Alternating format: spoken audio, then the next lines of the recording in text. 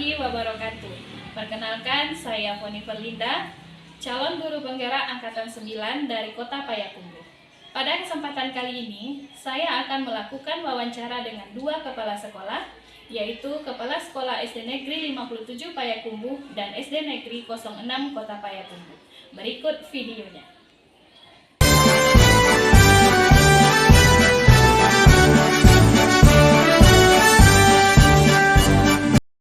Assalamualaikum Pak. Waalaikumsalam Bu Foni. Gimana kabarnya Pak? Alhamdulillah sehat. Bu Foni gimana kabarnya? Alhamdulillah seperti yang Bapak lihat juga dalam keadaan sehat Pak. Sebelumnya Pak, saya mengucapkan terima kasih kepada Bapak karena telah bersedia meluangkan waktu untuk kegiatan kita yang hari ini akan kita lakukan Pak.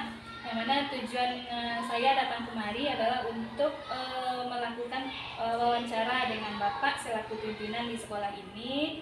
Dan tujuan ini adalah tugas kami dari program Guru Penggerak Angkatan 9, yaitu tepatnya pada modul 3.1 tentang pengambilan keputusan berbasis nilai-nilai kebajikan. Untuk itu kita mulai kegiatan wawancaranya Pak. Baik, kita mulai. Nah, selama jadi kepala sekolah, Bapak tentunya pernah menghadapi kasus-kasus atau masalah-masalah yang mungkin terjadi dengan guru, dengan wali murid, atau dengan siswa, atau dengan sekolah lain seperti itu Pak. Nah, dari kasus-kasus tersebut, kira-kira bagaimana cara Bapak untuk mengidentifikasi apakah kasus yang Bapak hadapi itu termasuk dilema etika atau rujukan moral? Ya, Bu Foni ya. Selama jadi kepala sekolah kurang lebih 7 tahun di sini yang permasalahan itu selalu muncul, baik itu antara kita dengan siswa, saya selaku kepala sekolah di sini dengan guru, itu pasti ada masalah. Dimana masalah tersebut akan muncul dan harus segera diselesaikan. Dimana yang sekarang untuk mengambil keputusan yang bernilai itu harus kita lakukan. Dan ada perbedaan sedikit yang mencolok, ada dilema etika dengan rujukan moral, itu jauh berbeda. Yang mana dilema etika ini memiliki dua keputusan dipengaruhi antara benar dan benar. Sedangkan untuk rujukan moral antara kebenaran dan yang salah nanti. Jadi permasalahan itu muncul dan harus kita selesaikan dengan cara dan tahap langkah-langkah yang cocok. Baik Pak, dari masalah-masalah tersebut, bagaimana cara Bapak selama ini menjalankan pengambilan keputusan, terutama kalau masalah yang Bapak lihat itu mungkin ada kepentingan yang sama-sama benar atau sama-sama mengandung nilai kebajikan? Oke, dalam pengambilan keputusan yang sementara bisa dulu ada keputusan yang berhubungan dengan individu dan masyarakat. Yang kedua, rasa keadilan dan rasa kasihan.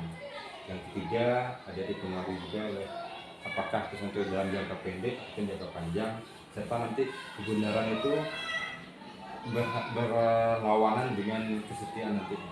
Tapi karena di sekolah kita akan mengambil keputusan yang berkebajikan mempengaruhi hasil tersebut tidak merugikan salah satu pihak. Contohnya kita kalau yang benar, kita harus mengambil skala prioritas dulu. Apakah itu berdampak positif bagi siswa ataupun dari guru yang bersangkutan, terus dari sekolah kita. Berarti dengan melihat masalah yang muncul seperti itu ya Pak. Nah, dari masalah itu kira-kira langkah-langkah atau prosedur seperti apa yang biasa yang telah Bapak lakukan selama ini? Yang selama ini saya lakukan, yang pertama untuk identifikasi itu pastinya kita mengenali kasusnya bagaimana, dan yang kedua kita menentukan yang terlibat di sana siapa saja. Yang ketiga kita kumpulkan data dari kasus yang muncul, mungkin faktanya bagaimana dan rekam jejaknya bagaimana, itu harus kita lakukan dan kita harus uji kebenarannya, apakah yang benar ini betul benar atau benar ini ada unsur harus kepentingan di belakangnya, itu harus kita pertimbangkan. Itu langkah-langkah yang kita lakukan. Dari langkah-langkah tadi Pak, bagaimana cara Bapak selama ini atau cara yang Bapak anggap paling efektif dalam pengambilan keputusan pada kasus-kasus dilema etika ini seperti apa Pak? Yang paling efektif, yang pertama, setiap permasalahan itu muncul, saya selaku pimpinan selalu berkomunikasi dengan guru.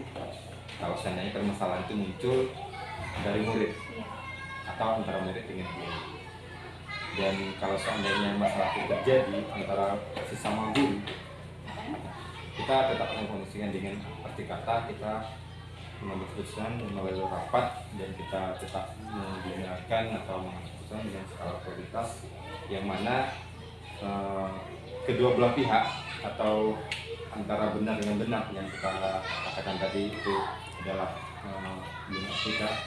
kita harus menjadikan keputusan tersebut betul-betul berdampak positif untuk yang terlibat dalam permasalahan tersebut. Baik Pak, kita lanjutkan. Dari cara-cara yang Bapak jalankan tadi, tentu Bapak menemui beberapa tantangan.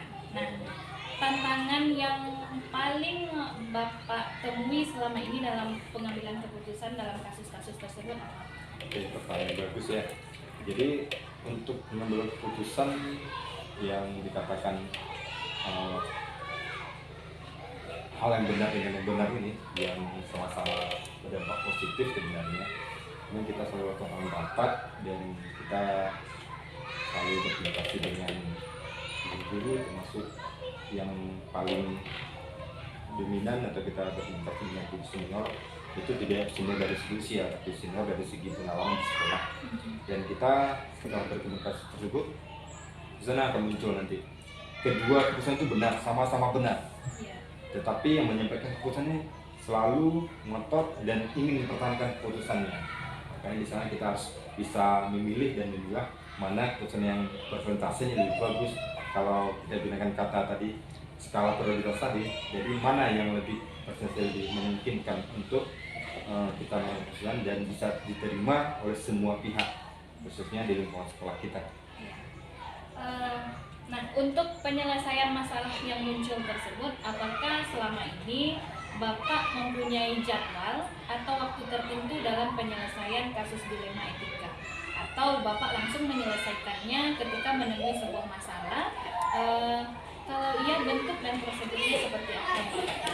Oke, mungkin di sekolah kita yang sudah kita jadwalkan atau kita katakan sebuah program dari kami sebagai pimpinan, kita selalu membuat jadwal untuk rapat. Yang pertama itu membahas mengenai perkembangan anak. Itu pada hari Senin itu pada minggu pertama. Sedangkan pada minggu ketiganya, Senin minggu ketiga setiap bulannya, kita akan membahas mengenai permasalahan yang muncul yang sehubungan dengan etika atau bagaimana lah masalah itu antara anak dengan anak, atau siswa dengan siswa ataupun guru, semua guru kita akan angkat dan kita jadwalkan rutin tuh setiap bulannya. Dan kalau seandainya di jadwal yang sama dan bentrokan atau bentrokan dengan kegiatan lain, kita akan pindahkan pada Senin berikutnya. Lalu kita punya jadwal sendiri tuh penyelesaian masalahnya. Dalam penyelesaian masalah tersebut, apakah ada seseorang atau faktor-faktor yang dapat mempermudah atau membantu Bapak dalam pengambilan keputusan? Nah, itu dia yang saya sampaikan tadi. Dalam pengambilan keputusan kita selalu dalam bentuk musyawarah yang kita rapatkan. Mungkin teristimewa tidak faktor utama yang membuat keputusan itu bagus, bisa terlaksana dengan baik dan bisa diambil secara bersama-sama, itu langkahnya musyawarah. Sedangkan faktor atau seseorang yang mendukung tidak teristimewa satupun, tapi semua guru yang hebat yang ada di sini selalu menyampaikan pendapatnya bahwa ini benar, dan guru yang lain juga menyatakan benar. Tetapi pada akhirnya nanti ada sebuah keputusan atau kesimpulan yang mana disepakati bahwasanya itu yang mempengaruhi tadi, ada apakah keputusan ini bernilai kebajikan, apakah yang pertama itu tidak ada kepentingan di sana, yang kedua keputusan itu berjangka panjang atau jangka pendek, ya, skala prioritasnya bagaimana, dan apakah kita bisa menjalankan keputusan itu dengan baik. Itu intinya. Baik Pak, yang terakhir, dari semua hal yang telah Bapak sampaikan tadi, pembelajaran apa yang dapat Bapak petik atau Bapak ambil dari pengalaman Bapak mengambil keputusan dilema etika selama menjadi seorang pemimpin? Jadi kesimpulannya, selama pelaksanaan penyelesaian permasalahan yang muncul di dalam dilema etika ini, yang pertama kita harus tidak mengambil keputusan secara individu atau sendiri, kita lakukan dalam musyawarah, dan pengambilan keputusan kita selalu gunakan skala prioritas. Yang jelas kita membiasakan hal yang benar, tidak membenarkan hal yang biasa. Itu dari hakikat yang kita lakukan. Jadi mudah-mudahan pengalaman yang disampaikan ini dapat juga kita bawa dalam bentuk siapapun. Intinya setiap permasalahan harus diselesaikan secara bersama-sama, karena dengan bersamalah akan muncul kesepakatan keputusan yang bernilai kebajikan nantinya. Terima kasih Pak atas semua jawaban yang Bapak berikan. Mudah-mudahan untuk kedepannya Bapak tetap menjadi pemimpin yang bijaksana dalam penyelesaian masalah-masalah yang muncul. Untuk itu sekali lagi saya ucapkan terima kasih atas jawaban dan waktu yang telah Bapak berikan. Saya izin pamit dulu Pak. Assalamualaikum Pak. Waalaikumsalam. Gimana kabarnya Pak? Alhamdulillah, kami sehat. Kami bagaimana? Alhamdulillah Pak. Anak ibu yang kelas 3B, Begini Pak, sebelumnya saya mengucapkan terima kasih kepada Bapak telah meluangkan waktu kita kegiatan ini merupakan Bapak tugaskan melakukan pembelajaran yaitu modul 3.1, tepatnya pengambilan keputusan berbasis nilai-nilai kebajikan.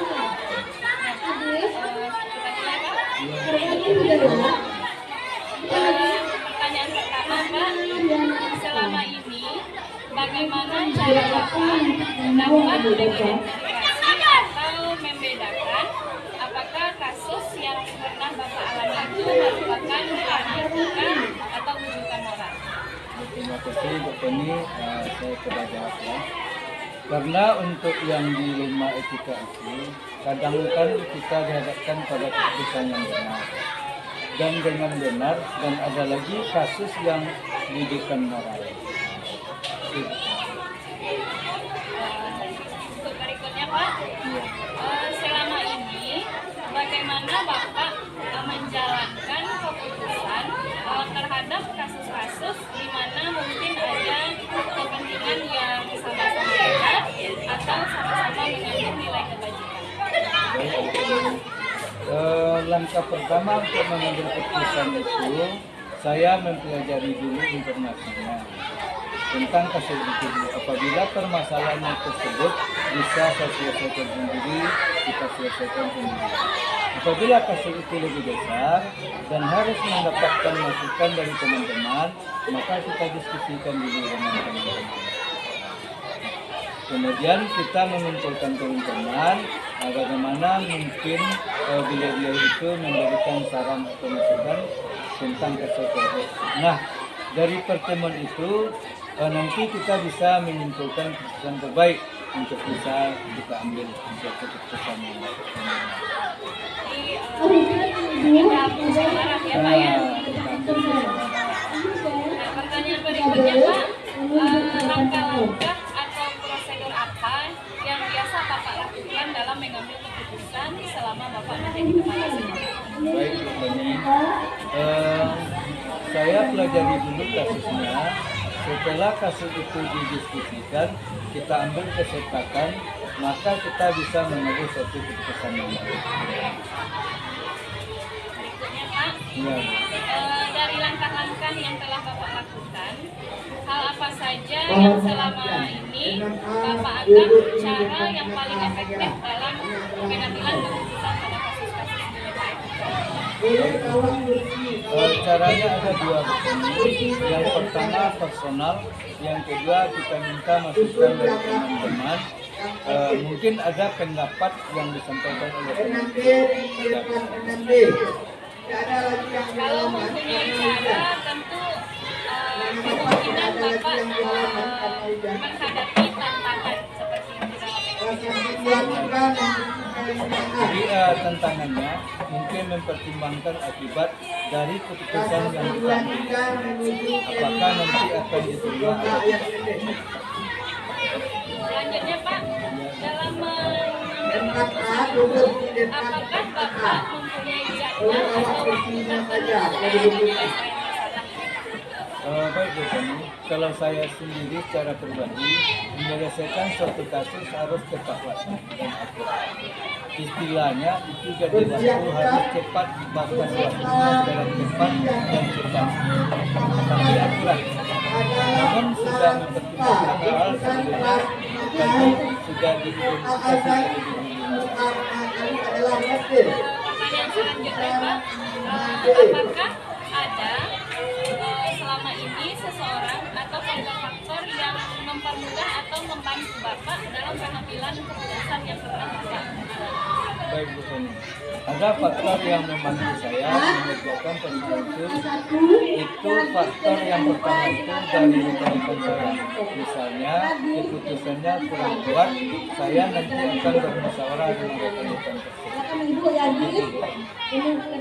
Pertanyaan terakhir ini Pak, Iya Bu Tani.